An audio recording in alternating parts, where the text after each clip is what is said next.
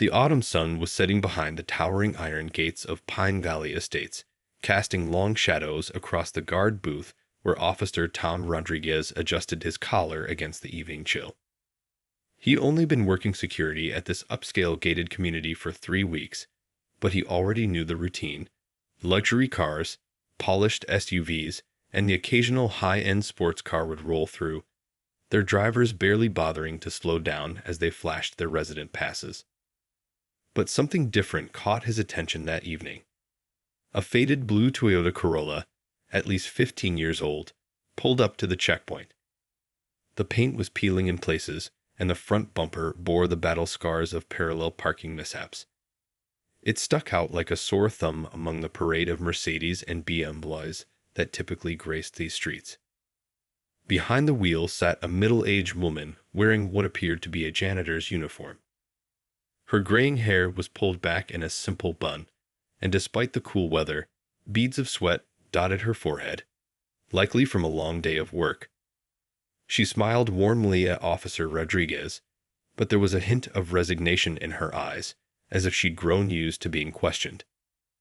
"Good evening," she said softly, reaching for something in her glove compartment. "I know my car doesn't quite fit in around here." She chuckled, a gentle sound that carried no bitterness. Officer Rodriguez stepped out of his booth, his hand instinctively resting on his utility belt. 15 years on the regular police force before taking the security job had taught him to trust his instincts, and something about this situation didn't add up. The woman claimed she was heading to one of the largest houses in the community, a sprawling mansion on Hillcrest Drive that had been the talk of the neighborhood for months following its owner's passing. "Ma'am, I'll need to see some identification," he said, maintaining a professional tone while studying her reactions carefully. The woman nodded understandingly, producing both her driver's license and what appeared to be property documents. As Officer Rodriguez examined the papers under the glow of his flashlight, he noticed her hands. They were rough and calloused, bearing the marks of someone who worked hard for a living. They were hands that told a story, much different from the manicured fingers he usually saw gripping designer handbags at this gate. "I know what you're thinking," she said, breaking the silence. "Trust me, I've seen that look before. But there's more to this story than meets the eye." Her voice carried a quiet dignity, and something in her steady gaze made Officer Rodriguez pause. The wind rustled through the nearby oak trees, carrying the scent of approaching rain. A line of cars was beginning to form behind the old Toyota, their expensive headlights illuminating the scene like an impromptu spotlight. Among them, a red Ferrari honked impatiently, its driver probably wondering why security was taking so long with a car that clearly didn't belong. Officer Rodriguez glanced at the documentation again, then back at the woman. Her eyes held no defiance, no anger at being questioned, just patience and what seemed like a hint of amusement, as if she was used to this scene playing out. She adjusted her name tag, which read Building Services Staff from Memorial Hospital, and waited. The growing line of luxury vehicles behind her created a stark contrast that only heightened the officer's curiosity. What he was about to discover would challenge everything he thought he knew about appearances, wealth, and the true meaning of belonging in this exclusive community. Little did he know, this routine security check was about to unfold into one of the most remarkable stories he'd encounter in his entire career.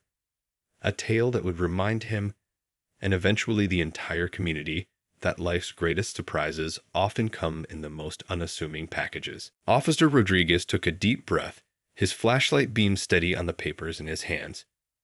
20 years of law enforcement experience had taught him to look beyond the surface, and something about this situation made his instincts buzz like a live wire.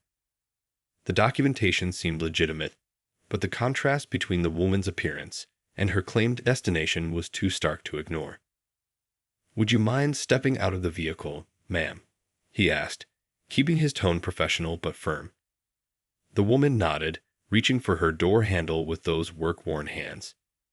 As she stood, her hospital custodian's uniform caught the gleam of the setting sun, the fabric showing signs of a long day's work. Behind them, The line of luxury vehicles had grown longer. A chorus of impatient honks punctuated the evening air, but Officer Rodriguez remained focused on the task at hand. The woman stood quietly, her posture showing neither nervousness nor defiance, just the patient demeanor of someone who had nothing to hide. "I understand your concerns," she said, smoothing down her uniform. "I probably don't look like I belong here."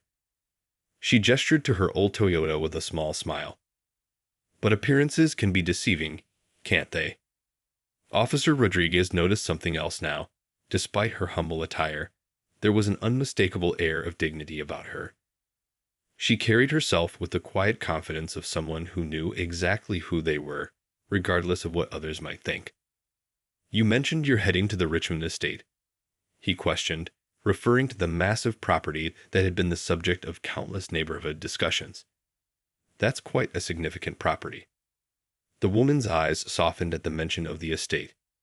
"Yes, it is," she replied, her voice carrying a hint of emotion. "I've known that house for over 20 years, every corner, every creaky floorboard."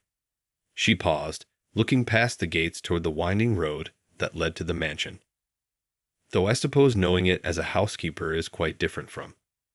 Her voice trailed off, and Officer Rodriguez found himself leaning in slightly, intrigued by what she might say next. The evening had grown cooler, and somewhere in the distance, a bird called out its last songs of the day. A sleek black Porsche at the back of the line revved its engine impatiently, the sound echoing off the guard booth's walls. But the officer had stopped paying attention to the growing queue of vehicles. His trained eye had caught something else. The way the woman's eyes misted over when she mentioned the house, the gentle way she handled the property documents, as if they were precious memories rather than mere papers. "Could you tell me more about your connection to the property?" he asked, his tone softening slightly. The woman looked up at him, and for a moment he saw a flicker of something. Gratitude, perhaps, for being given a chance to explain. "It's quite a story," she began, her hands clasped in front of her uniform. "One that even I sometimes find hard to believe." She glanced at the growing line of cars, their headlights now creating a golden tunnel in the gathering dusk. "Though I'm not sure this is the best time, with all these people waiting." Officer Rodriguez found himself at a crossroads. His security training told him to be thorough, to investigate anything unusual. But there was something else here, something that went beyond standard protocol. The woman's calm demeanor, the emotional weight in her voice when she spoke of the house, the perfectly legal yet surprising documentation. All of it hinted at a story that was about to challenge everything he thought he knew about this exclusive community. As he stood there, holding her papers in one hand and his flashlight in the other, Officer Rodriguez had no idea that he was about to uncover a tale that would not only change his perspective forever, but would soon become a legend in Pine Valley Estates. A story about how appearances can be deceiving, and how the true measure of a person lies far deeper than what meets the eye. Officer Rodriguez gestured toward his security booth, away from the line of waiting cars. "Let's step inside for a moment," he said, his curiosity now fully piqued. The woman followed, her work shoes making soft scuffing sounds on the concrete. Inside the small space, the warm glow of the desk lamp created a more intimate atmosphere, perfect for sharing what was clearly going to be an extraordinary story. "I need to radio for another officer to handle the gate," he explained, reaching for his radio. Once the backup arrived to manage the traffic, he turned his full attention to the woman before him. "Now please, tell me about the house." She took a deep breath, her hands folded neatly in her lap. "I started working there as a housekeeper in 1999, she began, her voice soft but clear. "Mrs. Richmond, the previous owner, she was different from other employers I'd had. She never treated me like I was beneath her." The woman's eyes grew distant with memory. Every evening, after I finished my duties, she would invite me to join her for tea in the sunroom. Can you imagine? A wealthy woman like her, sharing her evening tea with her housekeeper. She smiled, the warmth of the memory visible on her face. At first, I tried to decline.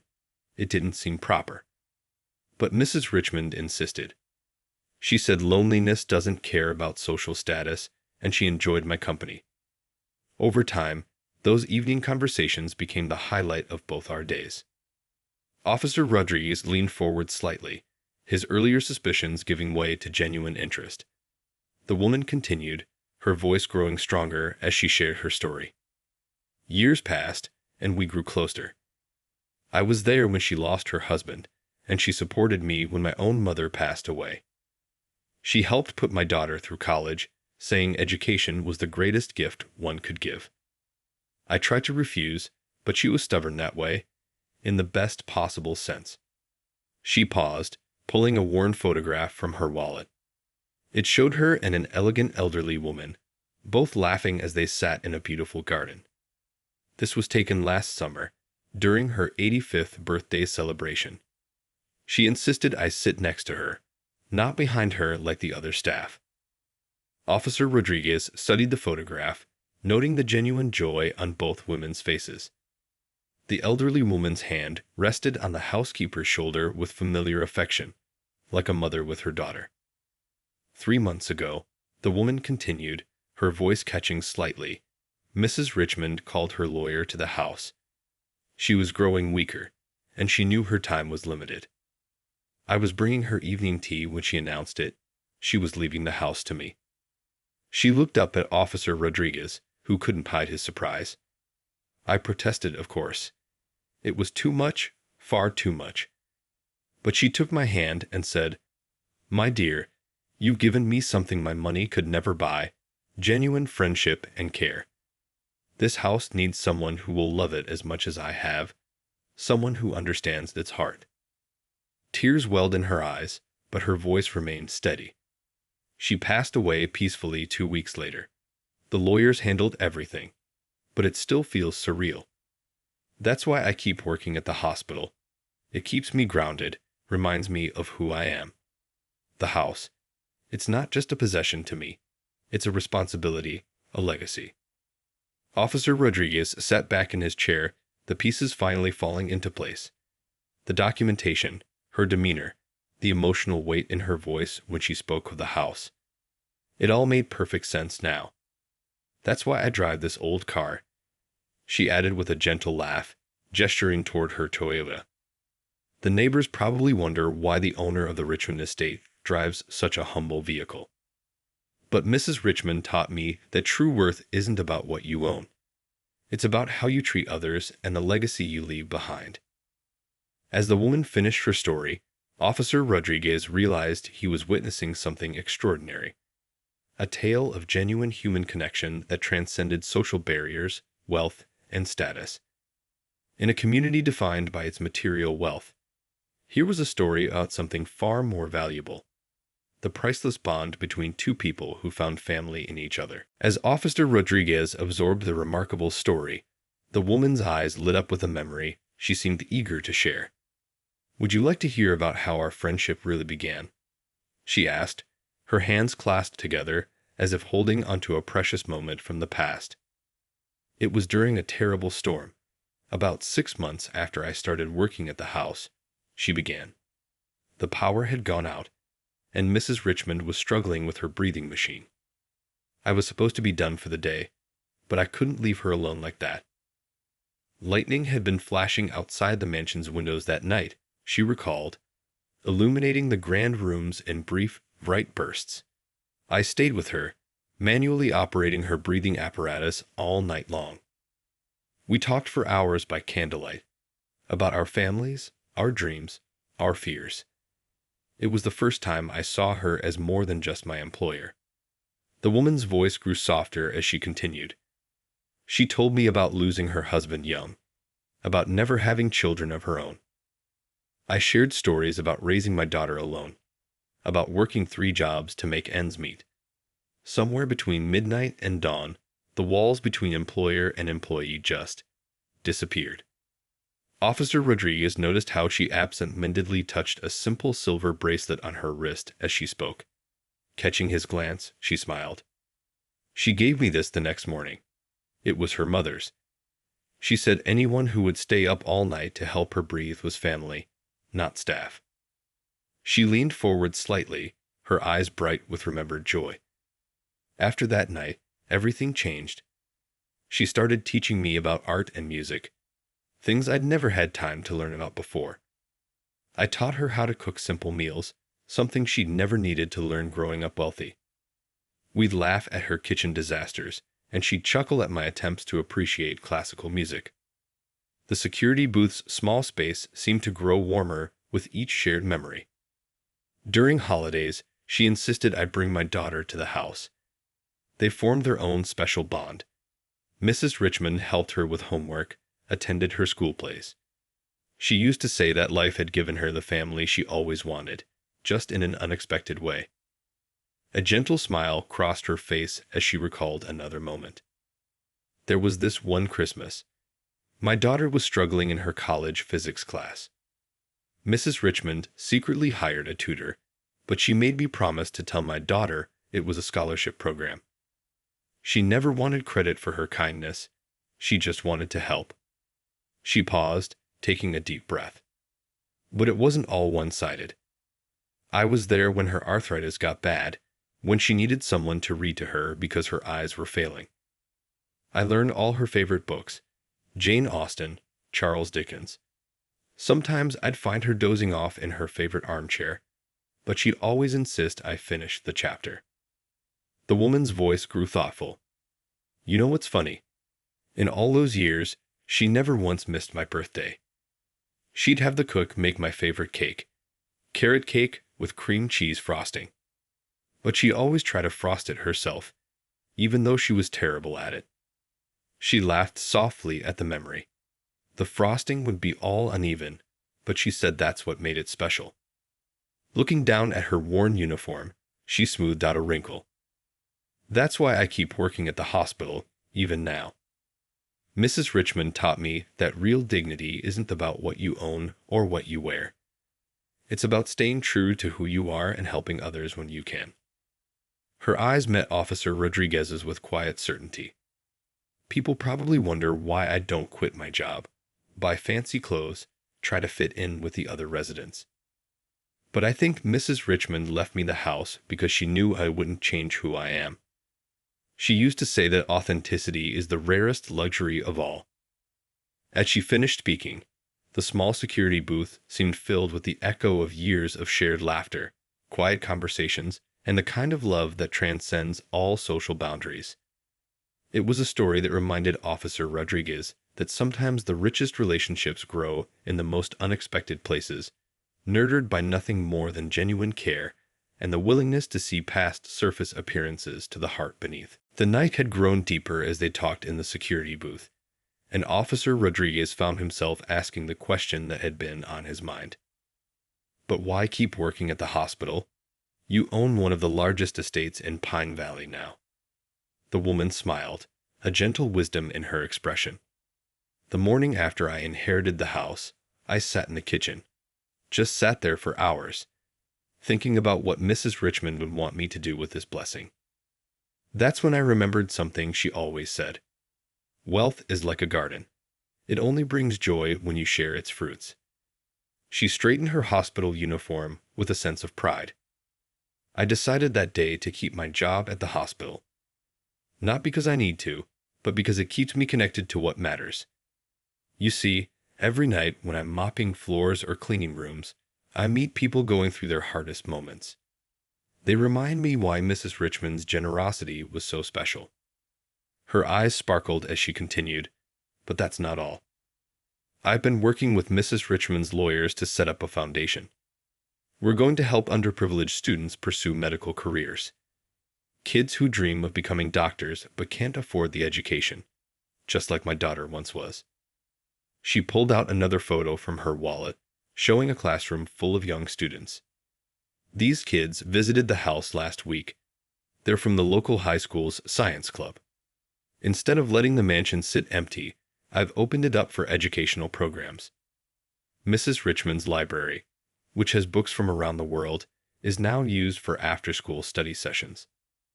Officer Rodriguez noticed how her face lit up when talking about these plans. The garden, too. We're turning it into a community space. Next month, we're starting weekend gardening classes for local families. Mrs. Richmond always said her rose garden brought her peace. Now it can do the same for others.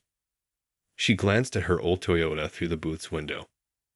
I could buy any car I want now, but this one reminds me of where I came from. Besides, the money saved goes to scholarships. Last week, we approved funding for 5 students who want to become nurses. When I see their faces light up with hope, I know I'm honoring Mrs. Richmond's legacy the right way.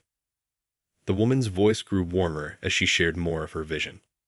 The house's ballroom, which was used maybe once a year for fancy parties, now it hosts free dance classes for seniors every Tuesday. You should see them. People who thought their dancing days were over, finding joy again. Mrs. Richmond would have loved that. She reached into her work bag and pulled out a crumpled flyer. We're organizing a Christmas benefit next month. Local businesses are donating supplies so we can provide winter coats and school supplies to families in need. The mansion's gates will be open to everyone that day. Looking down at her calloused hands, she continued thoughtfully, "Some people think I'm crazy for keeping my custodian job when I could be living a life of luxury. But every time I put on this uniform, I remember what Mrs. Richmond taught me, that true richness comes from what you give, not what you have." Her eyes grew misty as she shared one final thought. "You know what the best part is? The other night, I was locking up after the study group left, and I swear I could feel Mrs. Richmond's presence in the house. Not sad or disappointed, but happy. Happy that her home was filled with life and purpose again." Officer Rodriguez found himself deeply moved by her words. Here was someone who had been given immense wealth, but chose to use it as a tool for change rather than a means for personal luxury.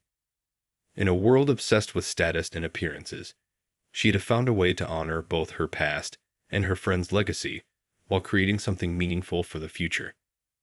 The woman checked her watch and smiled apologetically. "I should get going. The night shift starts soon at the hospital." As she stood to leave, her presence seemed to fill the small security booth with a quiet dignity that had nothing to do with money and everything to do with the richness of her spirit. News travels fast in small communities, and Pine Valley Estates was no exception. Within weeks, the story of the humble housekeeper who inherited the Richmond mansion had spread through the neighborhood like wildfire. But it wasn't just the inheritance that caught people's attention, it was what she chose to do with it. One crisp morning, a group of residents gathered for their usual coffee at the community clubhouse. The conversation, as it often did these days, turned to the latest happenings at the Richmond estate.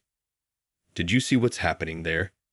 asked a retired doctor, stirring his coffee thoughtfully. "I drove past yesterday and saw a group of high school students leaving. They were carrying science textbooks and looking so excited." Another resident, who lived next door to the mansion, chimed in. "My wife was skeptical at first when we heard about the new owner. But yesterday, she saw them setting up a mobile health clinic in the driveway. They were offering free health screenings to senior citizens. Can you imagine? That beautiful driveway where Mrs. Richmond used to host her fancy car shows is now helping people in need." The change in the community's attitude was gradual but unmistakable. The same people who had once raised their eyebrows at the sight of her old Toyota now smiled and waved when she drove past. They began to see the mansion not as a symbol of wealth and exclusivity, but as a beacon of hope and community service. One evening, the woman arrived home from her hospital shift to find a basket of fresh-baked goods on her doorstep. The note attached read, "Thank you for showing us what really matters. From your neighbors at number 42. It was the first of many such gestures. The local newspaper ran a story about the foundation she had established. The reporter asked why she chose to keep working as a custodian. Her answer was simple and straightforward. "Every night at the hospital, I meet people who remind me why this work matters. Last week, I cleaned the room of a young student who was studying for his college entrance exams from his hospital bed. Now he's going to be one of our first scholarship recipients." Officer Rodriguez, who had been the first to hear her story that fateful evening at the gate, became one of her strongest supporters. He started volunteering at the weekend educational programs, sharing his own life experiences with the students. "You know," he told a colleague, "I used to think my job was just about keeping people out.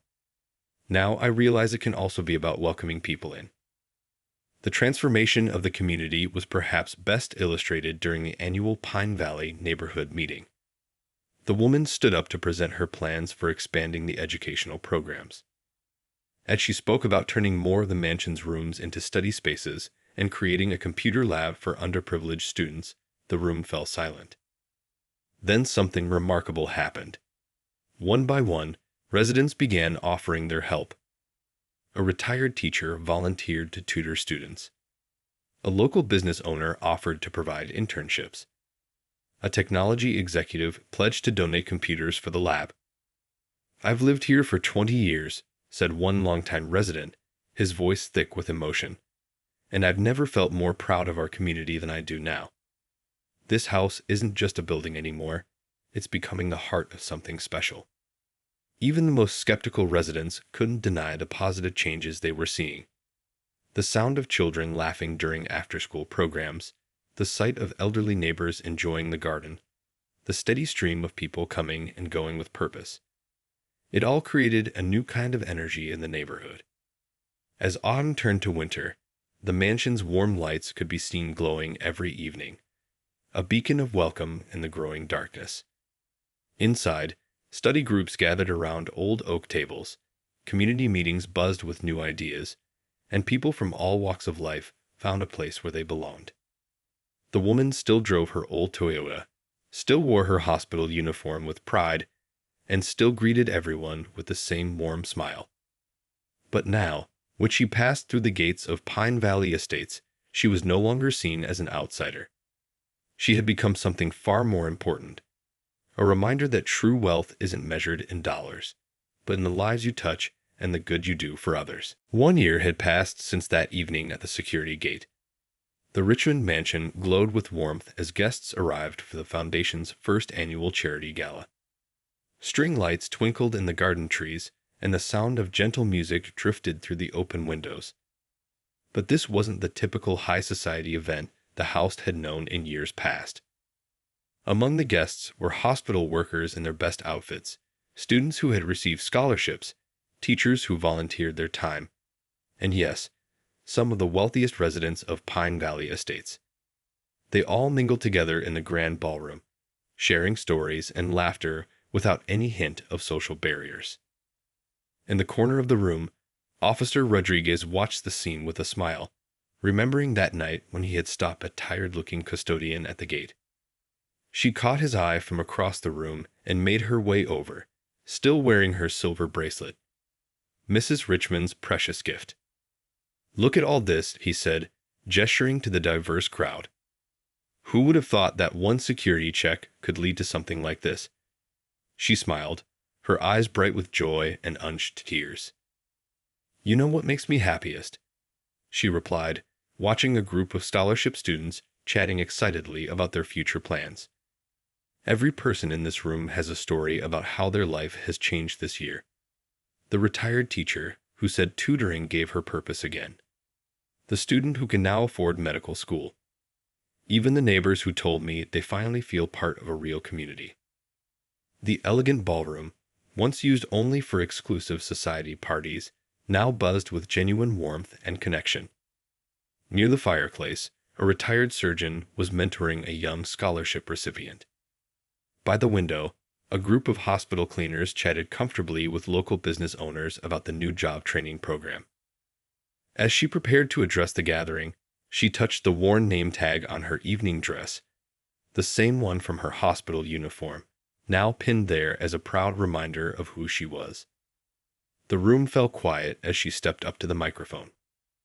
"A year ago," she began, her voice gentle but clear, "I stood in this room alone, wondering how to honor Mrs. Richmond's incredible gift. I remembered something she told me once. A house is just wood and stone until you fill it with purpose."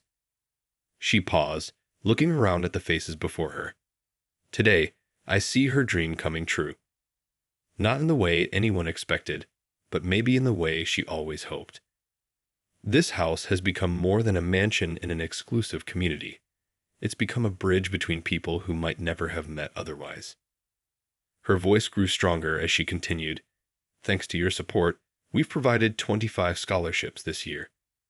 Our weekend programs have helped over 200 students. The garden has hosted seniors' tea parties and children's science classes. And next month, we're opening a free medical clinic in the East Wing."